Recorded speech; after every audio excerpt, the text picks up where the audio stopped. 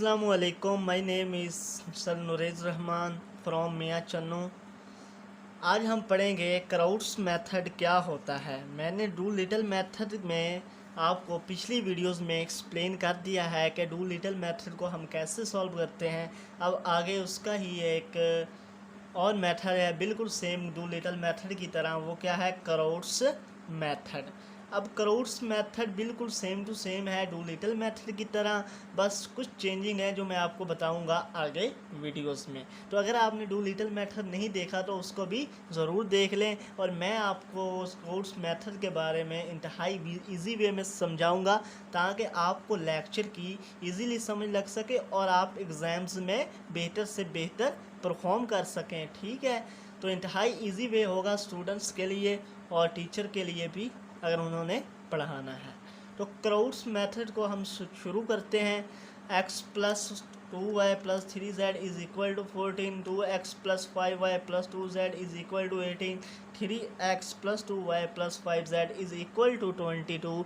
तो ये हमारे पास है 3 लीनियर इक्वेशन। इसको हमने डू लिटिल मेथड के ज़रिए सॉल्व करना है। तो डू लिटिल मेथड्स को, क्राउड्स मेथड को अगर इस तरह सॉल्व करना है तो हम 4 स्टेप करते हैं, और वो हमारे पास स्टेप क्या है, A X is equal to B, step 2 है A is equal to L U, step 3 हमारे पास L Y is equal to B, और स्टेप 4 है U X is equal to Y. मैंने डू लिटिल मेथड की जब वीडियो बनाई थी तो उसमें आपको ये समझाया था, मैं फिर समझाता हूँ कि A X is equal to B, ये हम जिस तरह क्रैमर रूल लेते हैं काल्पों के मखसूस में, इधर आपको समझाऊंगा कैसे हम इनको सॉल्व करते हैं। स्टेप 2 है हमारे पास A is equal to L U, इसमें एल और यू का हम फ़र्ज़ करते हैं।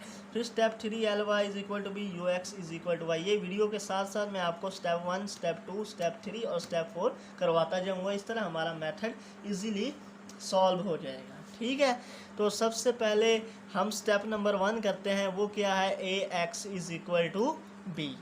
तो सबसे पहले स्टेप नंबर 1 क्या करते हैं, A X is equal to B. तो हमारे पास जो एक्स वाई और जेड के साथ कोफिशिएंट्स होते हैं उनको हम क्या लिख लेते हैं, मैट्रिक्स फॉर्म में, जो हम 9th क्लास में भी करते आ रहे हैं। 1 2 3 2 5 2 3 2 और 5। इसी तरह हम एक्स वाई जेड जो हमारे पास वेरिएबल यूज हुए हैं उनको लिख लेते हैं। उसके बाद ये हमारे पास क्या होता है, 14 18 22, ये हमारे पास इक्वल के आगे जो होता है ये वाली चीज़, इसको हम बी का नाम देते हैं। ठीक है, तो इसको हम क्या करते हैं, बी का नाम, ये याद रखिएगा, ए किसके बराबर है, एक्स किसके बराबर है, बी किसके बराबर है, ये हम आगे यूज़ करते हैं। इस तरह स्टेप 1 जो है हमारा कंप्लीट हो गया। अब हम चलते हैं स्टेप 2 की तरफ, वो क्या है, A is equal to L U. अब देखें स्टेप 2 की तरफ हम चले गए तो वो हमारे पास क्या है, A is equal to L U के बराबर है। तो एल अब हमने फ़र्ज़ करना है, एल क्या होता है, यू क्या होता है। डू लिटिल मेथड में क्या होता था कि हम यहाँ पे 1 1 1 और नीचे जो है लोअर ट्रायंगुलर मैट्रिक्स बना देते थे, 0 0 लगा देते थे। लेकिन इसमें क्या है, यही चेंजिंग है एल में। यहाँ पे एल में क्या करना है, अपर ट्रायंगुलर मैट्रिक्स यूज़ करना है, यानी डायगोनल्स के जो ऊपर है वो 0 आ जाएगा। जबकि डू लिटिल में क्या था हमने डायगोनल्स के नीचे हमने 0 लगाया था और यहाँ पे 1 1 लगाया था। तो एल में क्या करना है क्राउड्स मेथड में कि ए सी और एफ, इनके ऊपर क्या लेना है, 0। तो हम तरतीब के साथ अल्फ़ाबेट्स ले लेते हैं, U1 L11 दूसरे मेथड्स में बुक्स वगैरह में किया होता है तो वहाँ पे मिक्स हो जाता है। तो मैंने यहाँ पे क्या कर लिया, वेरिएबल्स को ले लिया। तो ये A B C D E F आ गया। इस तरह हम अपर ट्राइंगल मैट्रिक्स को U जो थी अब हमने लोअर के ज़रिए यानी उल्ट कर देना सिस्टम, 1 1 1 और इनके नीचे 0 करना है। जबकि डू लिटिल में क्या था, हमने इनके ऊपर 0 किया था। तो ये डिफरेंस है, बाकी सेम टू सेम क्वेश्चन उसी तरह है। तो 1 G H I यहाँ पे आ जाएगा। टोटल हमारे पास I तक वेरिएबल, तो ये हमारे पास L है, ये हमारे पास U है। तो हमारे पास हमें क्या मिला है कि A is equal to L U, यानी A बराबर है L की कीमत पुट की और U की कीमत पुट की। अब हमने क्या करना है, इन दोनों को मल्टीप्लाई करना है। कालमों को मल्टीप्लाई कैसे किया जाता है ये मैंने आपको समझाया हुआ है। अब दोबारा बता देता हूँ कि पहली रो को इस कॉलम के साथ मल्टीप्लाई करना है, फिर इस कॉलम के साथ, फिर इस कॉलम के साथ मल्टीप्लाई करना है। ठीक है, फिर दूसरी रो को इस कॉलम के साथ, इस कॉलम के साथ और इस कॉलम, फिर तीसरी रो को इस कॉलम के साथ, इस कॉलम के साथ और इस कॉलम के साथ मल्टीप्लाई करेंगे तो हमारे पास क्या आ जाएगा, आंसर आ जाएगा। तो हमने जब मल्टीप्लाई किया तो हमारे पास देखें क्या आ गया, 1 2 3 2 5 2 3 2 5। ये हमने क्या किया, ए की वैल्यूज़ लिखी, उसके बाद इज़ इक्वल टू, जब हमने इन दोनों को मल्टीप्लाई किया इन दोनों को, तो हमारे पास क्या आया, A G A H B B G plus, ये आप मल्टीप्लाई करके लिख लेंगे। कैसे, मैंने आपको बताया मल्टीप्लाई करते हैं। अब पहला कोफिशिएंट्स पहले के बराबर, दूसरा दूसरे के बराबर, तीसरा तीसरे के, चौथा इस चौथे के, पांचवा पांचवें के। तो इसी तरह हमने ना इनको बराबर रख लेना है सबको, और वैल्यूज़ निकाल लेनी है A B C D H I की। ठीक है, तो सबसे पहले ए किसके बराबर आ गया, 1, तो ए की वैल्यू हमारे पास आ गई। उसके बाद ई जी इज़ इक्वल टू 2 है, तो ए की वैल्यू हमने निकाली हुई है, वो क्या है 1, तो जी किसके आ गया 2 के। इसी तरह ए एच की हम किसके बराबर है 3, तो ए की हमने निकाली हुई वो क्या है 1, तो हम इसमें पुट कर दें तो एच की 3 आ गई। बी किसके बराबर आ गया 2 के, क्योंकि डायरेक्टली आ गया, कोई और वेरिएबल यूज़ नहीं हुआ। इसी तरह बी जी प्लस एच किसके बराबर आ जाएगा 5 के बराबर आ जाएगा। इस तरह बी एच प्लस सी आई किसके बराबर आ जाएगा 2 के बराबर आ जाएगा। तो हम इसी तरह ये डी इसके बराबर आ जाएगा, ये वाला इसके बराबर आ जाएगा, ये वाला एंड वाला एंड के बराबर आ जाएगा। तो हम मुख्तलिफ वैल्यूज़ पुट करते जाएंगे, इसलिए काम है दूसरी तीसरी का। तो हमारे पास ये वैल्यूज़ आ गई, आई जे की, ये मैंने आपको कर दिया है। इसका स्क्रीनशॉट ले लीजिएगा, ये मैंने इंतहाई ईजी वे में आपको बताया है। उसके बाद आप आगे चलें तो हमने जो एल की वैल्यू निकाल, ये थी ना हमारे पास। अब ए बी सी तो हमें नहीं पता ना, वेरिएबल्स है, तो यहाँ पे हमने वैल्यूज़ निकाल ली है ना, तो इस एल में पुट करेंगे तो हमारे पास ये चीज़ आ जाएगी।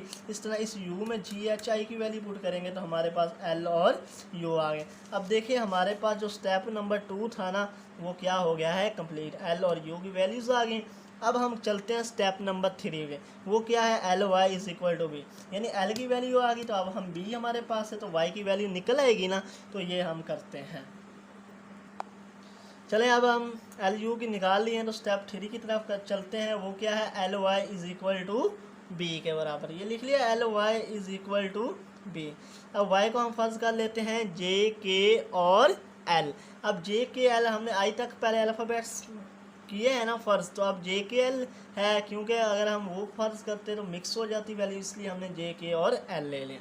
अब एल की कीमत लिखी, वाई की कीमत लिखी और बी की कीमत लिखी, तो हमारे पास ये वैल्यूज़ आ गई। अब इनको मल्टीप्लाई कैसे करना है, स्टेप नंबर 2 में हमने एल यू को जिस तरह मल्टीप्लाई किया है, इसी तरह आप एल वाई को मल्टीप्लाई करेंगे, सेम प्रोसीजर है। तो जे के और एल की वैल्यूज़ आ जाएंगी, जो वैल्यूज़ आएंगी इनको इनके बराबर रखेंगे, तो जे के और एल की वैल्यूज़ क्या आई हैं, जे 14 के -10 और एल बराबर आ गया 3 के। तो इस तरह हमने वाई को निकाल लिया।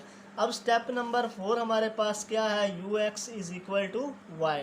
तो यू की हमने वैल्यूज पहले निकाल चुके हैं, X is equal to Y, Y की भी हमारे पास है तो एक्स निकल आएगा ना। तो यू की वैल्यू लिखी है, एक्स की क्या है एक्स वाई जेड स्टेप 1 में, और वाई की वैल्यू अभी हमने निकाली 14 - 10 3। तो इनको पुट किया, अब इन दोनों को मल्टीप्लाई सेम इस तरह करना जिस तरह हमने एल यू को मल्टीप्लाई किया पीछे, तो उनको मल्टीप्लाई करके एक्स वाई जेड की वैल्यू क्या आ जाएंगे 25 - 10 और 3। तो ये हमारे पास आंसर आ गया।